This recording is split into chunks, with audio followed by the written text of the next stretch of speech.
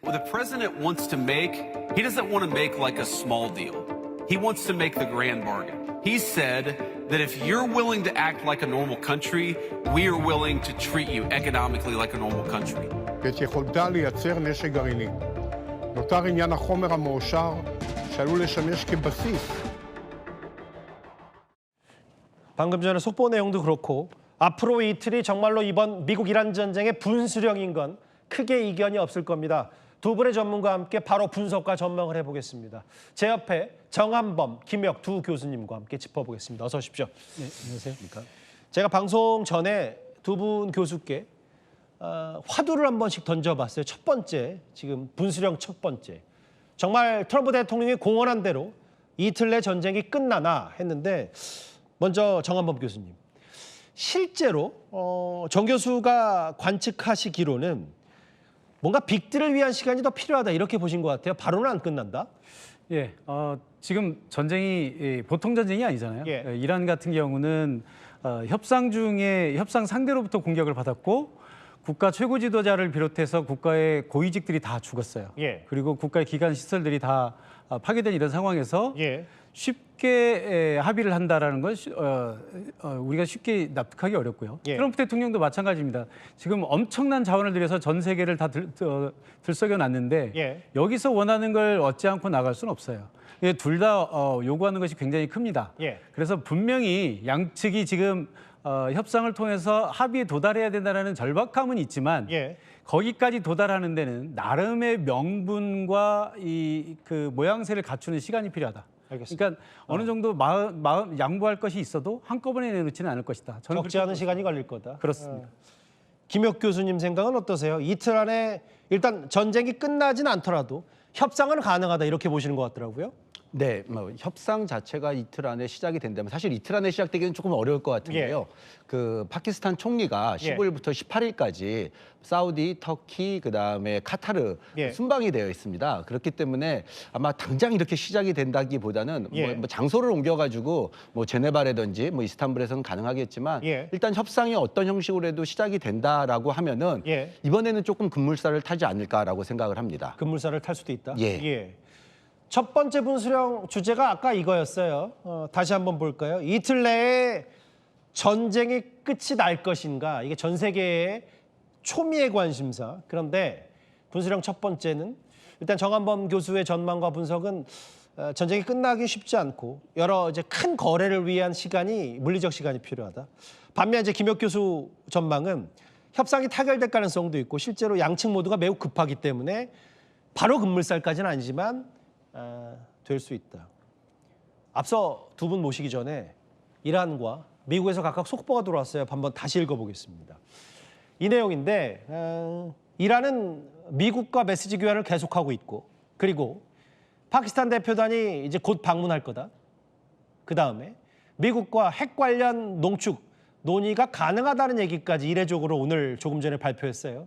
트럼프 대통령은 중국을 거론하면서 호르무즈가 영구 개방하는데 매우 기뻐했다 중국이. 그리고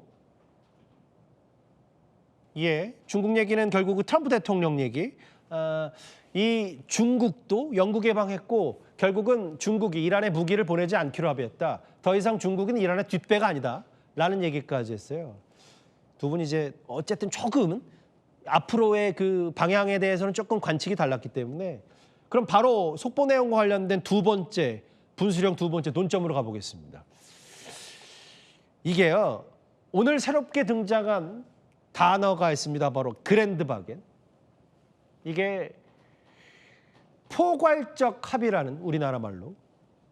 한번 그랜드 바겐이라는 뜻부터 좀 살펴볼게요. 중대하고 포괄적인 합의. 그러니까 이게 지금처럼 이란이 몇 년간 뭐 우라늄 농축 좀 포기하면 경제 제재 완화해주는 단기적 부분적 합의가 아니라 아예 통 크게 완전히 핵 없애면 대대적으로 경제를 지원하겠다. 이런 의미가 이 포괄적 합의 그랜드 바겐인데 정한범 교수님. 아까 속보 내용을 비춰봤을 때 협상이 진행이 됐고 실제로 저 그랜드 바겐 통 큰 합의까지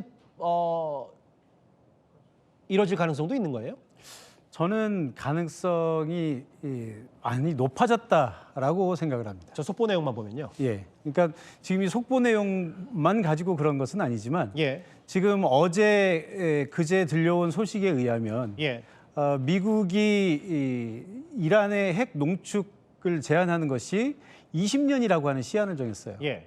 그 전에 트럼프 대통령이 과거에 예. 오바마 대통령 때 이뤘던 예. JCPOA라고 하는 아주 중요한 합의가 있는데 트럼프 대통령이 그것을 이란의 핵 프로그램을 도와주는 것이라고 하면서 파기해 버렸거든요. 예. 그게 이제 일종의 시한을 정해 놓은 것이었는데 그것을 비판했던 트럼프 대통령이 아무래도 영구적인 완전한 핵 프로그램 폐기를 얘기를 했는데 20년이라는 숫자를 제기했다라고 하는 것은 이제 협상의 길로 들어섰다라는 것으로 보는 거고요. 이란도 지금 농축 우라늄 농축에 대해서 합의할 수 있다라고 지금 얘기를 했잖아요. 그건 합의하겠다는 얘기예요. 예. 그러니까 이란은 또 뭐였냐면 핵 주권이라고 하는 차원에서 이걸 접근한 거거든요. 그렇죠. 근데 이 주권이라고 하는 것을 어쨌든 협상의 카드로 쓸 수 있다라는 것을 내비쳤기 때문에 예. 이제 협상의 일로 들어섰다. 알겠습니다. 저는 그런데 봐기에는 가능하다고 생각합니다. 포괄적 합의 가능성이 높아졌다. 그 김혁 교수님. 근데 이제 제가 김혁 교수가 이제 다른 이제 언론이나 혹은 최근에 이제 언급하시는 걸 쭉 들어보니까 결국 핵보다는 돈이 급해서 양측이 특히 지금 이란도 미국 못지않게 종전이 필요하고 돈을 원한다. 그렇기 때문에 협상이 잘 될 거다. 이렇게 해석을 좀 하신 것 같더라고요. 네.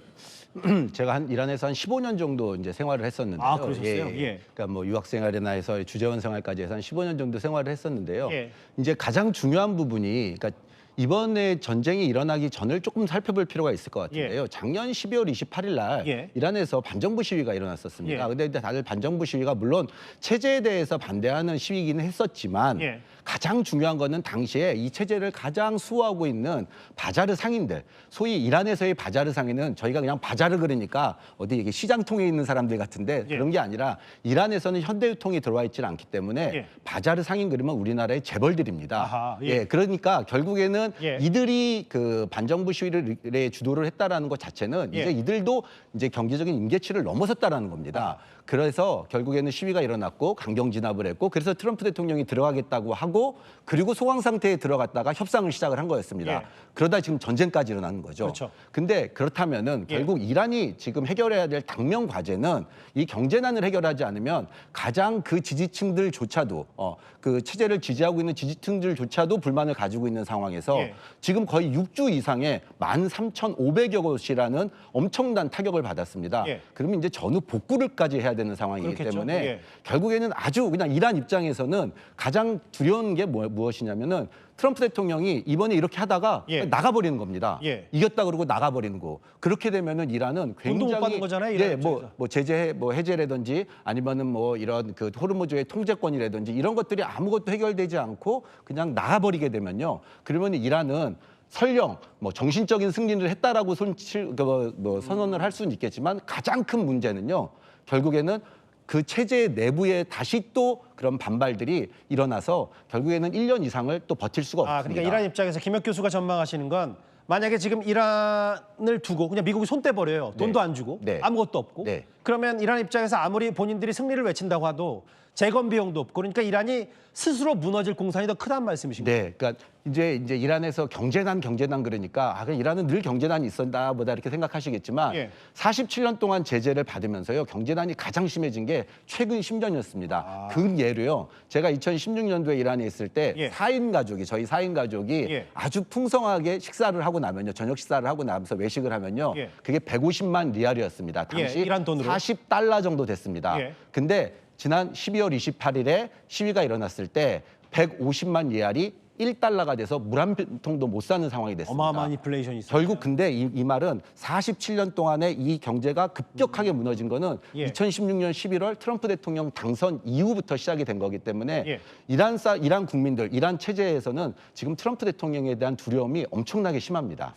그러니까 이제 정한범 교수님이나 그 김혁 교수님 둘 다 어쨌든 좀 다른 측면에서 핵 측면에서 그랜드 바겐 포괄적 합의가 이뤄질 가능성도 있고 김혁 교수 생각은 경제 쪽이 워낙 지금 이란 경제가 바닥을 찍고 있기 때문에 1차 협상 때보다 미국이 더한 압박을 해도 어쨌든 이란이 돈이 필요하기 때문에 받을 수밖에 없다.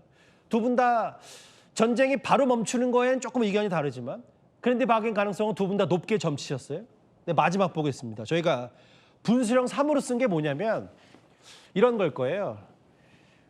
지금 미국이 어마어마한 전략 자산들을 중동에 총 집결시켰기 때문에 정한범 교수님, 실제로 지금 미 중부사령부에 트리폴리함, 링컨호, 미사일 구축함 다 공개했어요. 근데 이게 지금 트럼프 대통령이 아무리 지금 협상이 잘 된다고 하더라도 이거를 바로 그냥 뱃머리 돌려서 다 뺄 거냐 아니다. 뭔가 종전을 하면서도 압박 카드를 쓰고 언제든 이란의 하르그 섬이라든지 주요 요충 시설을 점령할 수 있는 전략 자산들을 쓸 수 있다. 이런 전망도 있는데 어떻게 판단하세요? 글쎄요, 이란을 공격한다는 것까지는 사실은 좀 무리수고요. 예. 이란을 공격하면 사실 종전 협정을 위반하는 것이죠. 그러니까 그건 아니겠는데 어쨌든 협상은 말이잖아요. 예. 말과 종이로 하는 것이기 때문에 그것이 실제로 옮겨지느냐 하는 문제는 별개의 문제예요. 아하. 그러니까 아마 이란이 실질적으로 어떤 행동을 옮기는 것이 가시적으로 드러날 때까지는 미국이 어떤 시각적으로 어떤 군사적인 시위나 이런 것들을 좀 지속할 가능성은 있다. 그러니까 주변에 미군을 주둔시켜 놓고 이런 것들이 제대로 이루어질지, 또 지금 호르무즈 해협을 개방시키려면 여기 기뢰를 제거하는 문제들, 그렇죠. 또 그밖에 이제 다른 문제들이 생기는 것들을 이제 처리해야 되는 이런 문제들이 있기 때문에 아마 상당 기간 더 주둔할 가능성이 높다 이렇게 봐야 되겠죠. 알겠습니다. 그러면 뭔가 이 두 나라의 휴전 협정, 종전의 협상들이 약간씩 무리익어가는 건 속보로 만나봤는데,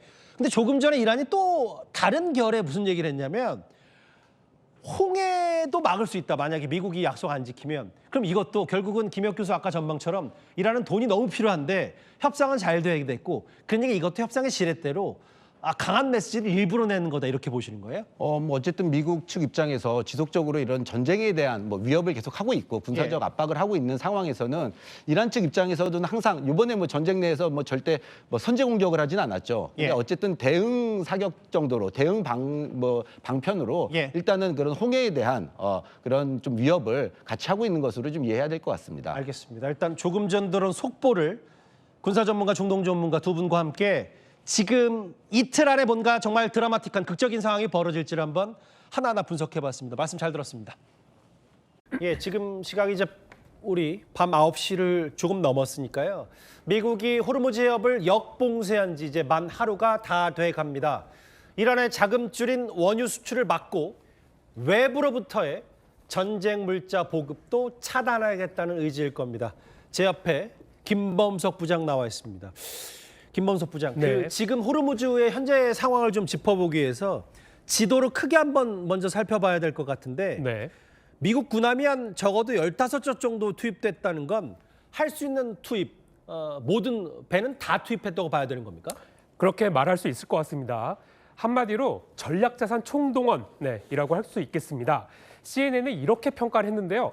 이번 분쟁의 중심이 하늘에서 바다로 이동했다. 그러니까 공중전 위주였던 전쟁이 트럼프 미국 대통령의 역봉쇄 발표 이후 해상작전으로 패러다임이 바뀌었다는 겁니다. 자, 우선 아라비아해부터 가보시죠.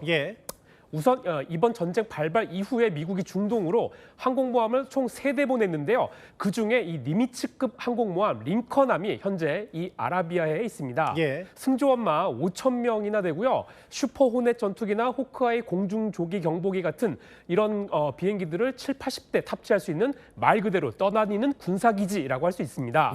이미 이 미 중부사령부는요. 링컨함 위에 전투기들이 뜨고 내리는 장면을 공개했고요. 최근에는 승조원 수천 명이 작업하는 모습까지 공개하면서 즉각 대응할 수 있다는 메시지를 냈습니다. 자, 여기에 링컨함을 주변에서 호위하는 미 해군 알레이버크급 이지스 구축함도 3대가 있습니다. 자, 이뿐만이 아니라요. 자, 외곽에서 이 전력을 보강하는 구축함도 공개된 것만 3대가 있습니다. 김범석 부장 옆에 이제 하나씩 이제 그 투입되는 선박들과 함정들이 나오고 있네요. 네, 맞습니다. 그러니까 이 합치면요. 아라비아해에서만 항모 한 척에 최소 6척의 구축함이 자리하고 있는 겁니다. 자, 호르무즈 해협 인근 페르시아만도 한번 가볼까요? 자, 여기는요. 이 배수량 9,000톤급의 알레이버크급 이지스 구축함 2대와 그리고 연안 전투함 3척이 자리하고 있습니다. 아하. 자, 그리고 옆에 홍해도 한번 가보겠습니다. 야, 저 멀리 홍해까지요. 예, 맞습니다. 자, 여기도요. 알레이버크급 이지스 구축함이 이렇게 또 배치가 돼 있는데요. 예. 여기는 이제 후티 반군 공습을 위한 대응도 해야 되는 상황입니다.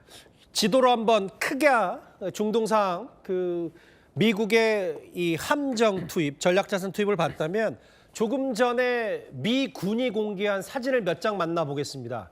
이게요, 중동에 배치된 미 강습 상륙함 트리폴리오에서 저렇게 F-35B 전투기가 출격 준비를 하는 모습, 사진 몇 장을 미군이 이례적으로 공개했는데, 저희가 지금 김범수 부장과 함께 중동에 배치된 전략자산들을 쭉 살펴봤다면 저는 저 강습 상륙함 트리폴리함을 보면서 어떤 생각이 들었냐면, 역봉쇄를 한다. 그런데 만일의 상황에 대비해서 미군이 지상군도 투입할 수 있다. 이런 뜻으로도 해석할 수 있는 거예요? 그럴 가능성을 배제할 수는 없습니다. 마침 이제 오늘 미국 중부사령부가요, 현재 아라비아해에 있는 트리폴리함이 이 야간 비행 작전을 수행하는 모습을 공개했습니다. 나흘 전에도 F-35B 전투기가 수직 이착륙하는 모습을 공개하기도 했는데요. 예. 강습 상륙함, 그러니까 쉽게 말해서 전투기와 해병대원을 실은 항공모함급 군함입니다. F-35B 전투기 최대 20대, 그리고 해병대원 약 2,000명을 각각 실어서요. 예. 공중전뿐 아니라 유사시 지상 상륙전도 동시에 할 수 있도록 한 겁니다. 휴전 상황이긴 한데 마치 이제 총력전을 방불케 하는 지금 전략자산들이 역봉쇄 이후 중동으로 총출동했다. 조금 전에 들어온 사진도 또 하나 만나보겠습니다. 이번에는 이란 쪽 얘기인데요. 저기는 이란의 수도 테헤란인데, 저 이란의 역사 영웅들을 기리며라는 문구와 함께 저렇게 큰 건물 외벽에 그림이 걸려 있습니다. 저 인물들 마치 미국의 항공모함을 막는 듯한 그림인데요. 저 왼쪽 인물은 바로 이번에 알레리자 탕시리 이슬람 혁명수비대 해군사령관. 그러니까 저렇게 결사항전의 의지를 다지는 이란 모습, X를 통해서 공개가 됐습니다. 김범석 부장. 그런데 네. 호르무즈 해협 이란으로서는 본인들 앞마당이니까 이렇게 역봉쇄하면 이란도 가만히 있지는 않을 것 같은데요. 맞습니다. 그래서 이란 혁명 수비대 자료를 한번 제가 찾아봤는데요. 자, 지금 이제 보실 장면이 이란 혁명 수비대가 어제 공개한 영상입니다. 이거요. 드론을 이용해서 호르무즈 해협을 지나는 선박들을 촬영했다고 주장하면서 공개한 겁니다. 앞서서는요, 이란 해군이 무전 신호로 경고 방송을 하는 장면도 공개했는데요. 예. 이겁니다. 호르무즈 해협에서 미국 구축함을 내쫓았다고 주장하고 이런 영상을 공개한 겁니다. 그래서 이런 모든 것들이 호르무즈 해협의 모든 선박 이동은 미국이 아닌 이란군이 통제하고 있다. 이런 메시지를 강조하기 위한 것으로 보입니다. 지금 미국 대 이란 호르무즈 해협 둘러싼 강대강대치는 이제 대략 설명이 됐다면, 지금 호르무즈 해협 역봉쇄한 지 22시간이 좀 넘었는데 이 미국 입장에서는 호르무즈 해협 역봉쇄가 효율적으로 이루어지고 있습니까? 그래서 이제 오늘 미국 중부사령부가 발표한 내용을 일단 살펴보겠습니다. 일단 승인받지 않은 선박이 호르무즈 해협을 통과하려 한다면 전면 차단하고 회항시킨다. 그래도 안 되면 납포한다. 이렇게 밝혔습니다. 그러니까 차단, 회항, 납포 이렇게 3단계 구조로 이렇게 돼 있는 거죠. 예. 근데 여기서 핵심은요, 마지막 단계 납포입니다. 자, CNN이 뭐라고 얘기했냐면 이 군사 전문가를 이용해서 실제 배 한 척을 직접 납포하는데 구축함 2대가 필요하다고 했습니다. 그런데요, 실제 승선팀을 투입시켜서 조사하고 항구로 이동시키는 이런 작업 시간이 상당해서요, 하루 최대 납포 선박은 6척 정도에 불과하다고 밝혔습니다. 근데 6척 정도면 별로 호르무즈 역봉쇄 효과가 별로 없어 보이기도 하는데요. 맞습니다. 그래서요, 이번 전쟁 이렇게 기준으로 보면요, 요 전의 기준으로 보면 하루에 호르무즈 해협을 드나드는 배가 약 130척이라고 했습니다. 예. 그러니까 아까 제가 말씀드린 대로 하루 최대 납포 선박수 6척 이런 거를 비교하면 좀 비교가 안 되는 수준입니다. 예. 이뿐만이 아니라요, 호르무즈 해협을 지속적으로 단속하고 봉쇄하는 데는 최소 2개 항공모함과 구축함 6대 그리고 함정 12대가 필요하다는 분석이 나왔습니다. 잠시만요. 지금 지도로 크게 한번 살펴봤는데 네. 구축함 6척, 함대 이런 것들이 최소로 필요하다 이런 말씀이신 거죠? 맞습니다. 그래서 12대가 필요한데요. 전략 자산들이 정말 꽤 많이 호르무즈 해협을 지키고 있어야 한다는 그런 얘기입니다. 예. 그래서 트럼프 대통령은 지금 이란이 거래를 전혀 못하고 있다. 그러니까 통제당하고 있다. 이렇게 말을 했지만요. 로이터 통신 오늘 보도에 따르면 미국 제재 대상인 중국 유조선 한 척이 호르무즈 해협을 빠져나갔다고 보도하기도 했습니다. 아, 그래요? 예. 맞습니다. 예, 그래서 이 때문에 미국 내부에서는 아랍에미리트나 사우디아라비아 같은 이 동맹 국가들의 해군 협력이 필수적이라는 목소리도 들립니다. 그러니까 완벽한 봉쇄는 안 된 거네. 한 대가 맞습니다. 빠져나갔다. 네. 그럼 정리하면 이런 거잖아요. 그 이란의 앞마당인 호르무즈 해협을 미국이 역봉쇄해서 이란이 목적지이든 도착지이든 아무것도 못 들어가게 했다. 근데 이제 그러려면 나머지 배들은 자유롭게 드나들게 해야 되는데 지금 기뢰가 어디에 어떻게 깔려 있는지가 다 미국이 알고는 있는 거예요? 맞습니다. 이 기뢰도 굉장히 문제인데요. 미국 정보 당국은 이란이 바다의 지뢰로 불리는 이 기뢰를 최대 6,000기 심어놨다는 분석을 내놨죠. 미국 중부사령부는 지난 주말에 이지스 구축함 2척을 투입해서 이미 기뢰 제거를 위한 여건 조선 작업에 착수했다고 밝혔습니다. 쉽게 말해서 사전 조사 작업인 거죠. 그런데 미국 군 관계자들도 최대 6,000기를 제거하는 건 말 그대로 정말 대작업, 그러겠죠. 다름없고요. 완전히 청소되었는지 확인하기도 쉽지 않다고 합니다. 당연히요, 미국 혼자서의 힘으로는 불가능하고 일본처럼 기뢰 제거 능력이 뛰어난 동맹국들의 협조가 필요한 상황입니다. 예. 그래서 그런 걸까요? 트럼프 대통령 내일 이 봉쇄 작전에 참여할 동맹국 명단을 공개한다고 밝혔습니다. 예. 하지만 영국과 스페인은 불참하겠다고 밝혔고요. 실제 손을 댄 나라도 없습니다. 그래서 미국의 호르무즈 역봉쇄 작전이 얼마나 성공을 거둘지는 불투명한 상황입니다. 지금 이 시각 딱 22시간째 진행된 호르무즈 역봉쇄 상황을 김범석 부장과 함께 하나하나 그래픽으로 분석해봤습니다. 고맙습니다. 네.